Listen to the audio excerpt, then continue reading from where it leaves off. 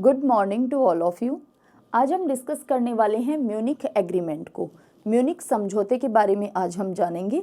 वर्तमान में जो चेंज होती हुई जियोपॉलिटिक्स हम देख रहे हैं, जिस तरह से पावर शिफ्टिंग चल रही है, देशों के बीच में कॉन्फ्लिक्ट बढ़ रहे हैं, चाहे वो इजराइल पैलेस्टीन का मामला हो, चाहे वो यूक्रेन और रशिया का मामला हो, या फिर अमेरिका के पास जिस तरह से पावर चल रही है, चाइना जिस तरह से अपने आप को एमर्जिंग जो पावर है उसके रूप में शो कर रहा है, चाहे हम मिडल ईस्ट की बात करें, चाहे हम हमारे देश और हमारे पड़ोसी देशों की बात करें, या फिर हम यूरोप के कंट्रीज़ की बात करें, जहां कहीं कन्फ्लिक्ट चल रहे हैं और वर्तमान समय में जो इंटरनेशनल रिलेशन आप पढ़ते हैं उसके लिए बहुत इंपॉर्टेंट हो जाता है कि उनकी रूट्स हमें समझ में आए।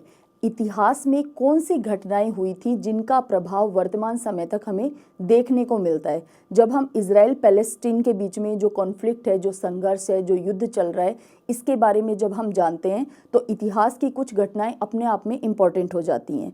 जैसे फर्स्ट वर्ल्ड वॉर के बाद क्या सिचुएशन बनी, सेकेंड वर्ल्ड वॉर के बाद इस एरिया के अंदर क्या सिचुएशन, क्या परिस्थितियाँ क्रिएट हुई, क्यों आखिर ये विवाद अभी वर्तमान समय तक भी कंटिन्यूस चलता आ रहा है। तो इसके लिए ज़रूरी हो जाता है कि इतिहास की कुछ घटनाएं हमें पता हों। ठीक उसी तरह से second world war, first world war और सेकेंड वर्ल्ड वॉर के बीच में कौन कौन सी घटनाएं हुई जिनका प्रभाव वर्तमान समय तक भी हमें दुनिया में देखने को मिल रहा है। तो इसी बीच की एक घटना है म्यूनिख समझौता, जिसे आज हम डिस्कस करने वाले हैं। और बीच की नहीं, यूँ कह लीजिए कि ये एग्रीमेंट हुआ और इसके ठीक एक साल के बाद में वर्ल्ड वॉर स्टार्ट हो गया, सेकेंड वर्ल्ड वॉर, द्वितीय विश्व युद्ध।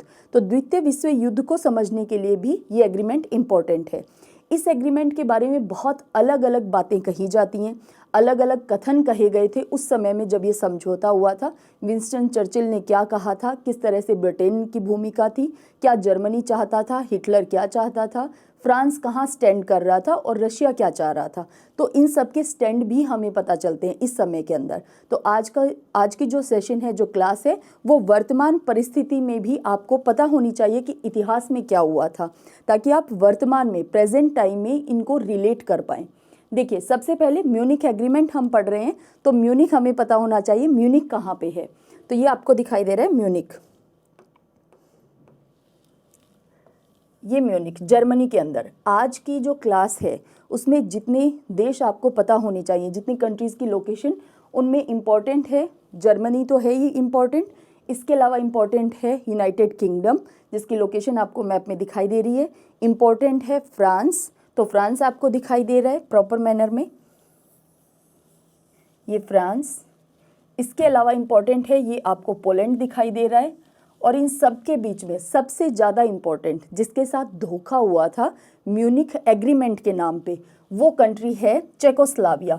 अब यहाँ पे आपको लोकेशन दिखाई दे रही है, ये पराग दिखाई दे रहा है, ये यहाँ पे आपको चेक रिपब्लिक, और ये आपको दिखाई दे रहा है स्लोवाकिया।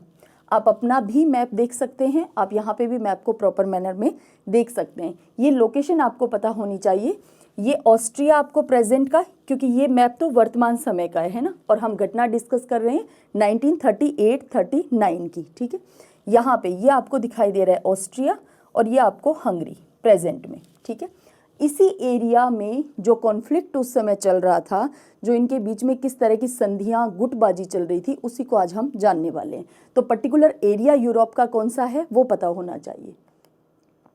देखिए, ये घटना कहाँ से स्टार्ट हुई, क्यों म्यूनिख एग्रीमेंट हम पढ़ रहे हैं। फर्स्ट वर्ल्ड वॉर हम ऑलरेडी डिस्कस कर चुके हैं, आपने भी पढ़ लिया होगा।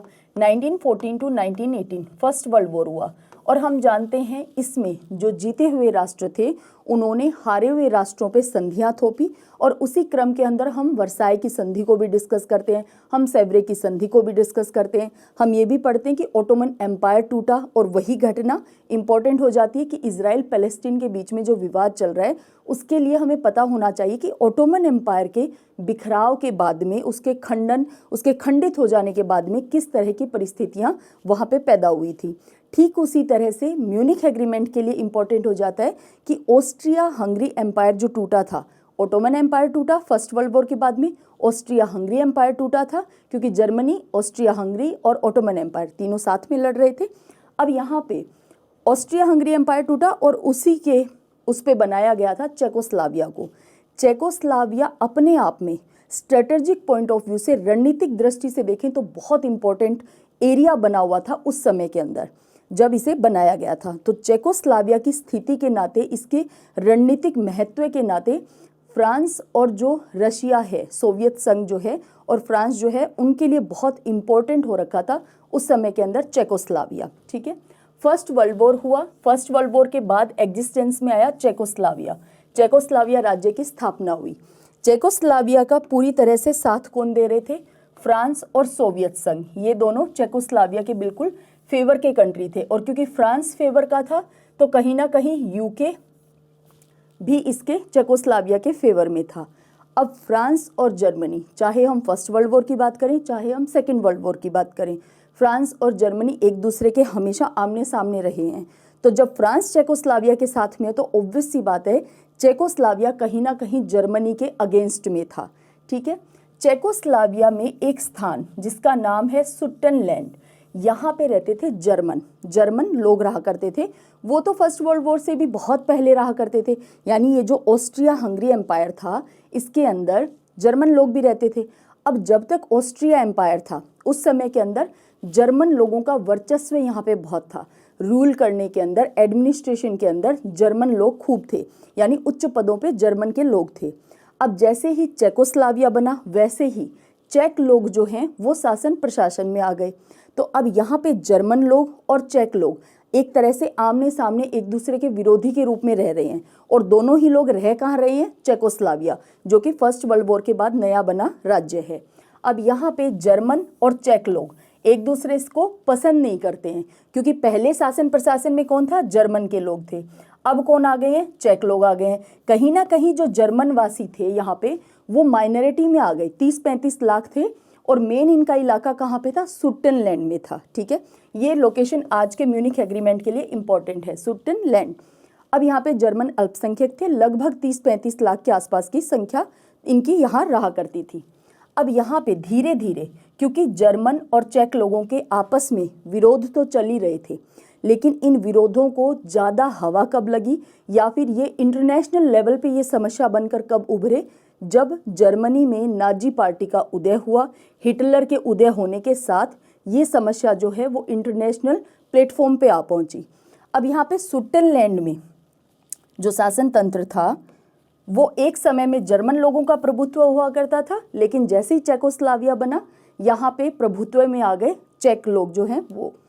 1920 के अंदर ही, यानी फर्स्ट वर्ल्ड वॉर के बाद ये जो संधि समझौतों का समय चला, उसके ठीक बाद में 1920 में यहाँ पे चेक लोगों ने यानी चेकोस्लाविया ने अपना एक कॉन्स्टिट्यूशन बनाया, अपना एक संविधान बनाया। इस संविधान के तहत इनकी जो विदेश नीति थी, बेसिकली जो फॉरेन पॉलिसी थी, वो थी फ्रांस के पक्ष में, क्योंकि चेकोस्लाविया किसके गुट में है? फ्रांस के गुट में है। फ्रांस, चेकोस्लाविया, इनकी जो फॉरेन पॉलिसी थी वो जर्मनी के अगेंस्ट में थी। अब ये बात चेकोस्लाविया में रह रहे लोग जो जर्मन वासी थे वो कैसे बर्दाश्त कर लें कि चेकोस्लाविया जिस देश में हम रह रहे हैं उस देश की विदेश नीति जर्मनी के खिलाफ चल रही है। अब यहीं से मामला जो है वो विरोध एक दूसरे यानी चेक लोगों और जर्मनी के बीच में, और जर्मनी के जो अल्पसंख्यक लोग थे उनके यानी जर्मन जो लोग थे उनके और चेक सरकार के बीच में जो कॉन्फ्लिक्ट थे वो धीरे धीरे बढ़ने स्टार्ट हुए। और वो एक्सट्रीम पॉइंट पे कब पहुंचे? जब नाजी जो पार्टी है उसकी यहाँ पे सुट्टनलैंड में एक ब्रांच खुल गई थी। देखिए हुआ क्या, चेकोस्लाविया और फ्रांस दोनों ही मिलकर के हमेशा से जर्मनी के क्या थे? अगेंस्ट में थे। धीरे धीरे हम जानते हैं हिटलर का उदय और नाजी पार्टी का उदय होना स्टार्ट हुआ। जैसे ही नाजी पार्टी का उदय होना स्टार्ट हुआ, इस सुट्टनलैंड में अपने जर्मन वासियों के लिए यहाँ पे नाजी पार्टी की एक शाखा खोल दी गई, और वो भी कोनार्ड हेनलिन के नेतृत्व में। कोनार्ड हेनलिन के नेतृत्व में यहाँ पे नाजी पार्टी खुली, उसकी शाखा एक ब्रांच खोल दी गई और कहा गया कि आंदोलन करेंगे। किस बात के लिए आंदोलन करेंगे? कि ये जो चेकोस्लाविया में सुट्टनलैंड है यहाँ पे जो जर्मन लोग रह रहे हैं उनके साथ अत्याचार हो रहा है। ये चेक लोग, ये चेक सरकार जो है वो बहुत ज़्यादा शोषण कर रही है इनका, और बहुत ज़्यादा अत्याचार कर रही है जर्मन लोगों का। और ये न्यूज़पेपर के थ्रू जर्मनी में, पूरे जर्मनी में ये न्यूज़ खूब प्रचार प्रसार में इसको लाया गया कि हमारे जर्मन वासियों पे जो सुटनलैंड में रह रहे हैं, चेकोस्लाविया देश के अंदर, वहाँ पे बहुत अत्याचार सहन कर रहे हैं वो लोग। तो हमें जर्मन वासियों को उन जर्मन वासियों के सहयोग के लिए खड़े होना चाहिए। और ये बात लगातार बढ़ती जा रही थी। सुटनलैंड में आंदोलन स्टार्ट हुए क्योंकि यहाँ पे एक नाजी पार्टी की शाखा भी खुल गई थी। सुटनलैंड में डिमांड क्रिएट होने लग गई, यानी मांग उठने लग गई यहाँ पे कि हमें चाहिए पूर्ण स्वायत्त शासन, हमें पूरी तरह से डोमिनियन स्टेट चाहिए, हम जहाँ पे खुद शासन कर सकें। अब ये मांग चेक सरकार कैसे स्वीकार कर सकती थी? कोई भी सरकार अपने जो देश है उसके अंदर किसी एक हिस्से पे, किसी एक कम्युनिटी के लोगों को कैसे वहाँ पे स्वायत्तता दे सकती है? पूरा सिस्टम ही गड़बड़ हो जाएगा। लेकिन ये डिमांड धीरे धीरे जोर पकड़ने लगी। ये बात पूरी तरह से इंटरनेशनल प्लेटफॉर्म पे भी आ गई। इसको हिटलर ने और जोर शोर से उठा दिया और जितने भी जर्मनी के लोग थे, यानी जर्मनवासी जो जर्मनी में रह रहे थे, उन सबको भड़का दिया एक तरह से कि हमें चेकोस्लाविया के खिलाफ होना है और वहाँ पे लड़ना भी है। तो धीरे धीरे जर्मनी में ये बात आग की तरह फैल रही थी कि उन जर्मनवासियों पे बहुत शोषण अत्याचार हो रहा है चेकोस्लाविया में। ठीक है, 1938 जब ये बात इंटरनेशनल प्लेटफॉर्म पे पहुंची तो 1938 में ब्रिटिश प्रधानमंत्री उस समय थे चैम्बरलेन ने अपना एक आदमी भेजा। कहाँ भेजा? प्राग में। अभी प्राग को हमने देखा था, प्राग भेजा और कहा कि चेक सरकार के बीच में और ये जो कोनार्ड हेनलिन है इसके बीच में एक संधि करवा कर आओ, क्योंकि यहाँ पे जो चेक सरकार के सामने मांगे रख रहा था वो कौन रख रहा था? कोनार्ड हेनलिन। और कोनार्ड हेनलिन किसके लिए काम कर रहा था? हिटलर के लिए। हिटलर ही तो इसे आदेश दे रहा था कि हाँ भाई कोनार्ड हेनलिन, तुम चेकोस्लाविया के सुटनलैंड में एक नाजी पार्टी की ब्रांच ओपन करो, वहाँ पे लोगों को आंदोलन करने के लिए मोटिवेट करो। फिर वहाँ पे विद्रोह धीरे धीरे भड़कने लग गए। तो कुल मिलाकर के यहाँ पे चैम्बरलेन ने अपना एक आदमी भेजा जिसका नाम था रॉन्सीमन। इसको भेजा कि जा करके ये कोनार्ड हेनलिन के और चेक सरकार के बीच में एक समझौता करवा कर आओ और किसी भी तरह से इस घटना को रोको, जहाँ पे है विद्रोह को वहीं पे दबा दो और किसी भी तरह से प्रयास करो कि ये एग्रीमेंट हो जाए इन दोनों के बीच में। अब यहाँ पे चेक सरकार और कोनार्ड हेनलिन के बीच में समझौता करवाने के लिए कौन आया? रॉन्सीमन आया प्राग में।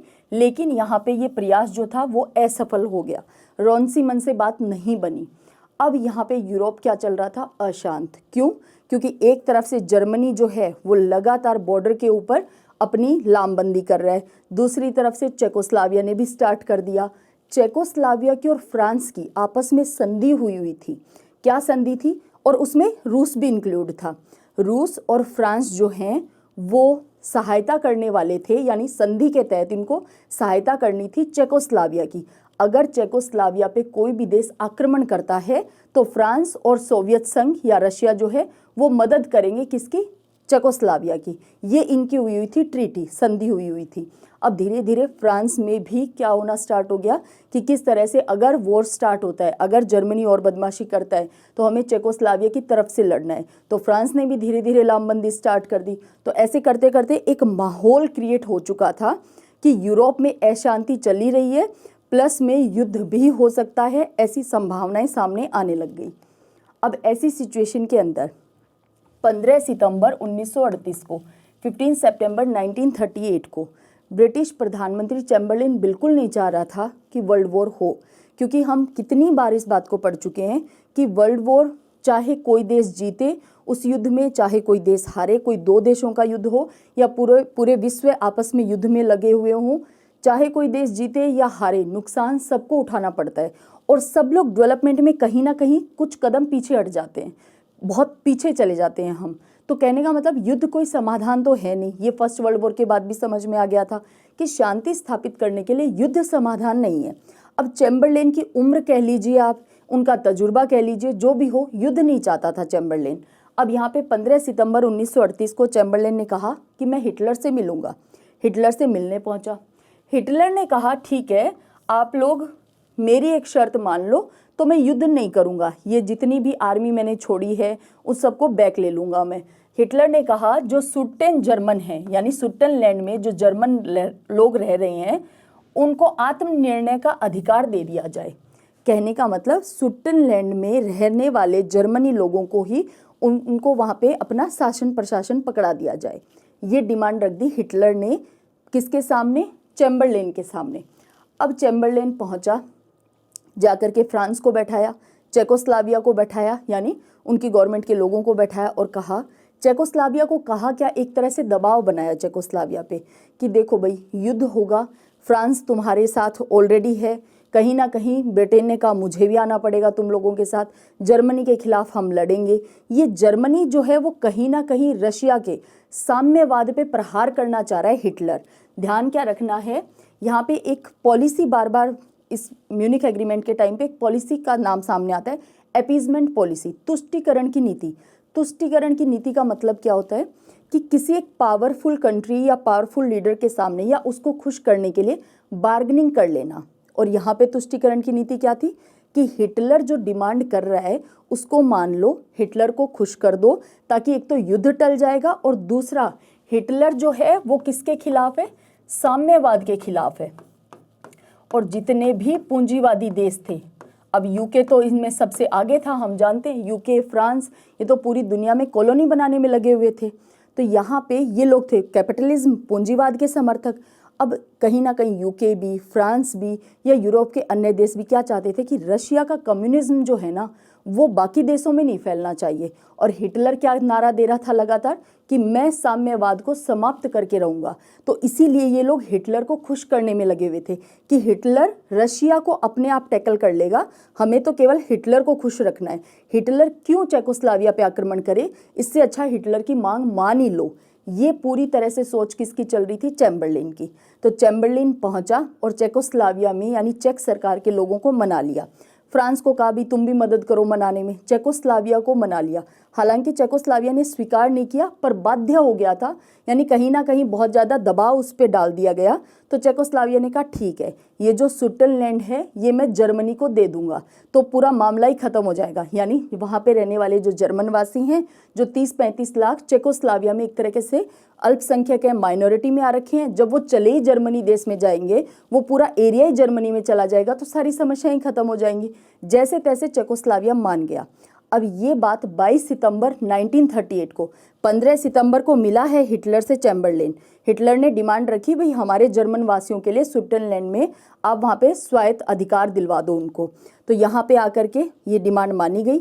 22 सितंबर 1938 को फिर से चैम्बरलेन मिला हिटलर से और कहा कि ठीक है तुम्हारी बात मान ली गई है। हिटलर ने कहा कौन सी बात? वो एक ही बात थोड़ी थी, बात और भी ज़्यादा है। अब यहाँ पे हिटलर ने मांगों की एक पूरी लिस्ट पकड़ा दी। अब यहाँ पे देखिए, हिटलर को कोई स्विट्जरलैंड जर्मन वासियों तक सीमित नहीं रहना था। हिटलर ये देखना चाह रहा था बेसिकली कि ये यूरोप के जो कंट्रीज़ हैं ये किस लेवल तक मेरे आगे झुक सकते हैं, कहाँ तक मैं अपनी डिमांड मनवा सकता हूँ। तो हिटलर बेसिकली अपनी पॉलिसी को एक्सरसाइज कर रहा था, अपनी नीतियों को, अपनी रणनीति को बेसिकली एक्सरसाइज कर रहा था यहाँ पे। और ये सब लोग उसकी शर्तों को, उसकी कंडीशंस को मान रहे थे। इसीलिए म्यूनिख एग्रीमेंट में बहुत कटाक्ष किए जाते हैं कि इनकी क्या दूरगामी सोच रही थी, किसकी? ब्रिटेन की और फ्रांस की। कोई दूरगामी सोच नहीं थी। ये हिटलर के जो उद्देश्य थे, उसके जो काम वो करना चाह रहा था भविष्य में, उसको भांप ही नहीं पाए ये लोग। इनको इल्म ही नहीं हुआ कि इन्होंने क्या एग्रीमेंट कर लिया। तो इस तरह से कटाक्ष किया जाता है म्यूनिख एग्रीमेंट पे। म्यूनिख एग्रीमेंट अपने आप में कोई बड़ा एग्रीमेंट नहीं है, लेकिन इसका प्रभाव बहुत बड़ा रहा था कि इसके ठीक 1 साल के बाद सेकेंड वर्ल्ड वॉर स्टार्ट हो गया था। क्योंकि हिटलर को समझ आ गया था कि ये लोग सब जो हैं वो मेरे आगे घुटने टेकने के लिए बाध्य हो चुके हैं, मैं इतनी पावर गेन कर चुका हूँ। और म्यूनिख एग्रीमेंट के बाद तो जो वर्साई की संधि हुई थी वो एक तरह से समाप्ति हो गई थी और हिटलर को पूरे अधिकार मिल चुके थे आक्रमण करने के, सेना रखने के, अपना एरिया बढ़ाने के। तो उसने खूब अपनी पावर को बढ़ाया और फिर उसे एक्सरसाइज करने के लिए वर्ल्ड वॉर में तब्दील कर दिया, है ना। तो यहाँ पे 1938 में जब 22 सितंबर को वापस चैम्बरलेन मिला हिटलर से, तो हिटलर ने कहा नहीं, वो एक ही मांग नहीं थी, मांगों की पूरी एक लिस्ट है। अब यहाँ पे चैम्बरलेन निराश हुआ और वो वापस लंदन चला गया। तो चैम्बरलेन तो चला गया लंदन और वो जो लिस्ट थी उसको चैम्बरलेन ने प्राग भेज दिया कि भी देख लो, फ्रांस और चेकोस्लाविया, हिटलर ने तो ये मांगे और रख दी हैं।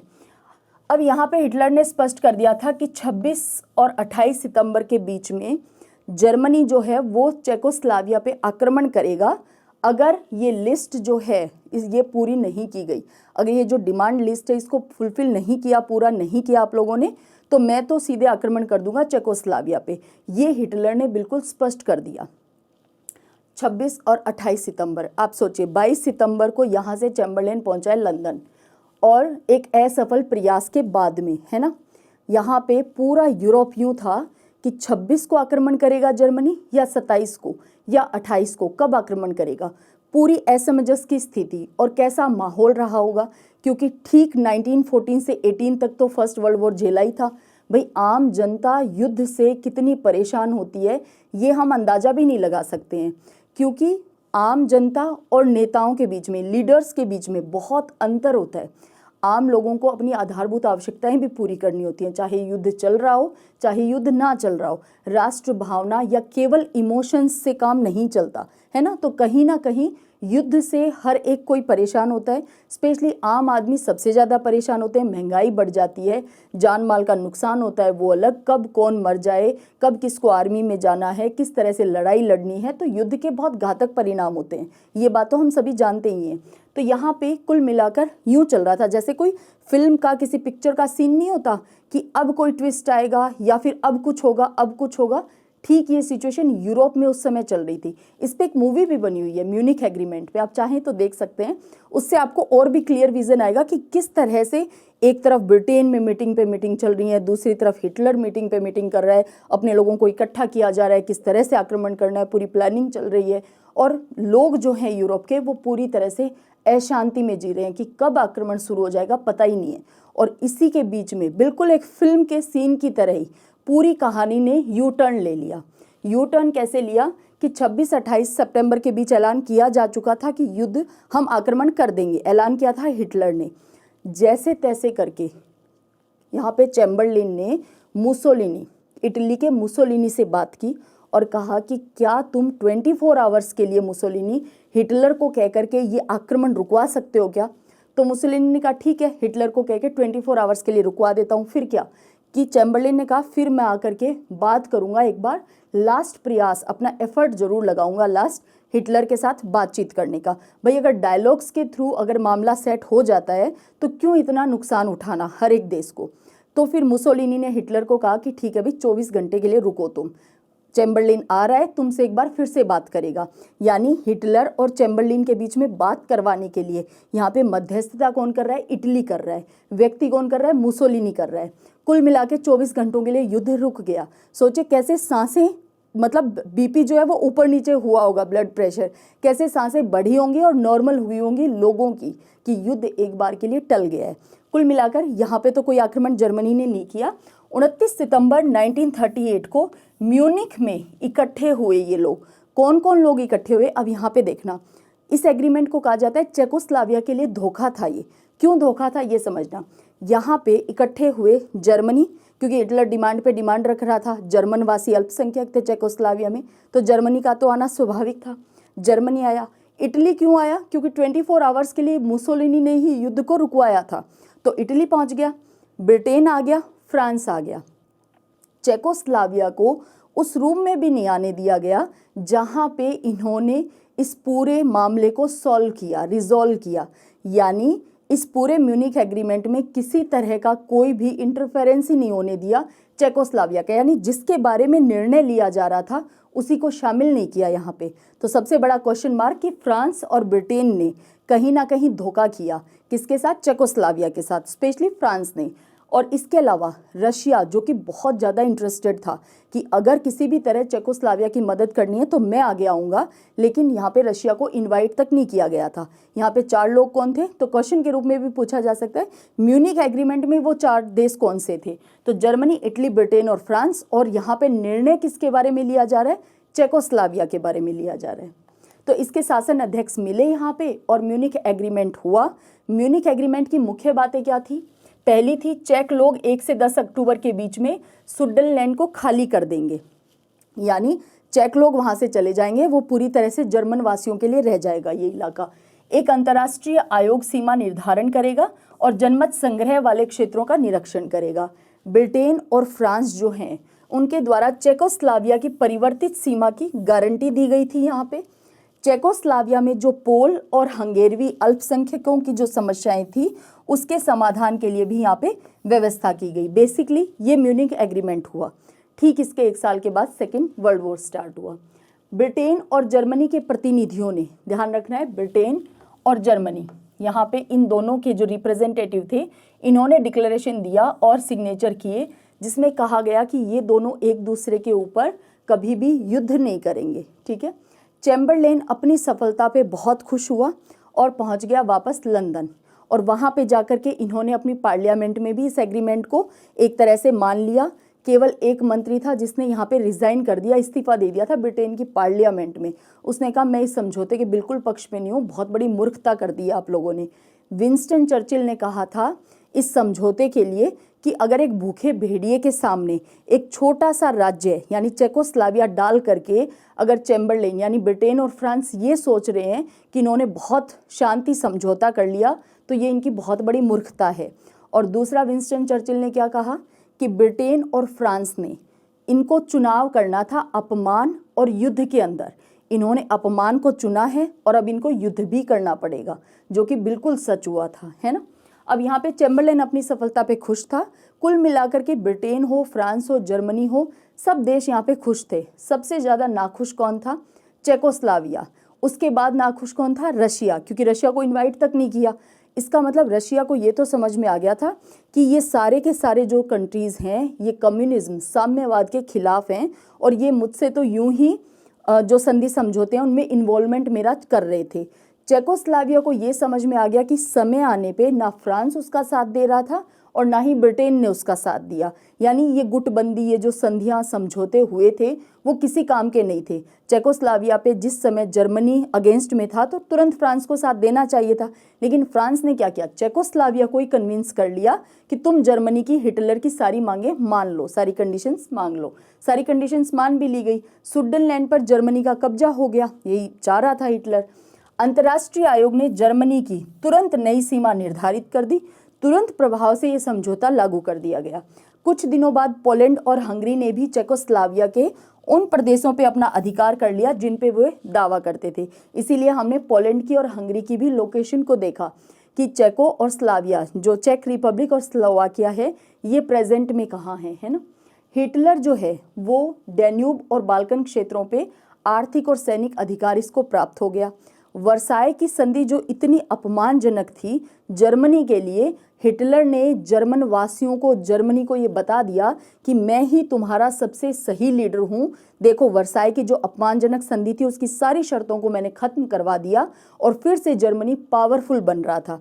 लेकिन यहाँ पे हिटलर को सब लोग बहुत हीरो की तरह देख रहे थे। हिटलर के वो काम, वो कुकृत्य जो मानवता की, ह्यूमैनिटी के खिलाफ थे, वो तो हम जानते ही हैं। सेकेंड वर्ल्ड वॉर के समय भी उन घटनाओं को हम डिस्कस करते ही हैं। लेकिन आज के एग्रीमेंट का, जो समझौते का, जो समझने का हमारा फोकस एरिया था, वो ये कि हिटलर ने किस तरह से यूरोप के जो देश थे, जो वहाँ पे राज्य थे, उनको किस तरह से घुटनों पे ले आया था हिटलर, और इससे हिटलर हीरो बन चुका था जर्मनी के अंदर। और ये घटना चल रही है 1938 की। वर्साय की संधि के द्वारा जो स्थापित व्यवस्था थी वो पूरी तरह से ध्वस्त हो चुकी थी। हिटलर का उद्देश्य, उसने नारा क्या दिया था? साम्यवाद को खत्म करना। और इसी के तहत ब्रिटेन ने, फ्रांस ने कहीं ना कहीं हिटलर की मांगों को मानना स्वीकार किया था कि ये कम्युनिज्म के खिलाफ है, इसलिए इसकी बातें मान लो। लेकिन वो कोई फायदे का सौदा आखिर नहीं साबित हुआ। विंस्टन चर्चिल ने कहा ये बहुत बड़ी पराजय थी। कुछ और लोगों ने भी अलग अलग संज्ञाएं दी, जैसे जर्मनी के ही एक विदेश मंत्री ने, यानी मंत्रालय के एक व्यक्ति ने कहा था कि एक बूढ़े आदमी ने, चैम्बरलेन के लिए कहा था कि एक बूढ़े आदमी ने मरते मरते, मतलब अपनी मृत्यु पत्र पे एक तरह से हस्ताक्षर कर दिया, अब उस पर डेट डालना बाकी है, वो हम डाल देंगे। यानी इन लोगों ने सभी ने घुटने हमारे जर्मनी के सामने टेक दिए हैं और अब हम देखेंगे कि यूरोप में क्या करना है। तो इसके बाद में हिटलर ने खूब सेना को बढ़ाया, खूब एरिया अपना एक्सपांड किया, हर तरह से जो हिटलर चाहता था उसने वो काम किए। और अंत में जब उसे लगा कि पावर बहुत हो चुकी है, तब उसने एक्सरसाइज करने के लिए सेकेंड वर्ल्ड वॉर स्टार्ट कर ही दिया था। तो तुष्टीकरण की नीति क्या थी ये हमने जाना। म्यूनिख एग्रीमेंट किन परिस्थितियों में किया गया था और क्या सोच ब्रिटेन और फ्रांस की चल रही थी, किस तरह से चेकोस्लाविया के साथ धोखा हुआ, ये बात हमने जानी। म्यूनिख एग्रीमेंट इंपॉर्टेंट है। अपने प्रभावों के नाते, कि इसी के चलते कहीं ना कहीं हिटलर को ये मजबूती मिल गई, हिटलर को ये समझ में आ गया, उसमें और ज़्यादा कॉन्फिडेंस बढ़ गया था कि हाँ मेरे पास पावर है और अब मैं जो चाहे वो कर सकता हूँ। तो सेकेंड वर्ल्ड वॉर के एक कारणों में से ये भी था कि ब्रिटेन और फ्रांस ने जो म्यूनिख एग्रीमेंट के समय पे हिटलर के सामने जो समझौता मान करके घुटने टेके थे, कहीं ना कहीं उसी के चलते सेकेंड वर्ल्ड वॉर स्टार्ट हुआ था। एक कारण ये भी रहा था। तो अब हम डिटेल में पढ़ने वाले हैं सेकेंड वर्ल्ड वॉर को तसल्ली से, लेकिन बीच बीच में जो छोटी छोटी घटनाएं थी फर्स्ट वर्ल्ड वॉर और सेकेंड वर्ल्ड वॉर के बीच में, वो अपने आप में इंपॉर्टेंट रोल प्ले करती हैं। तो किस तरह से दुनिया के अंदर देशों के बीच में किस तरह से संधियाँ होती हैं, टूटती हैं, किसी के साथ विश्वासघात होता है, ये हमें इतिहास से भी देखने को मिलता है ना।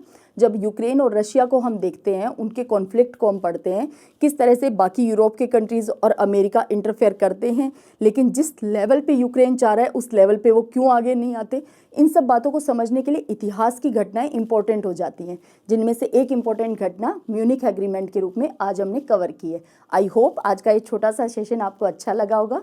तो चलिए मिलते हैं फिर नेक्स्ट क्लास में। जय हिंद, जय भारत।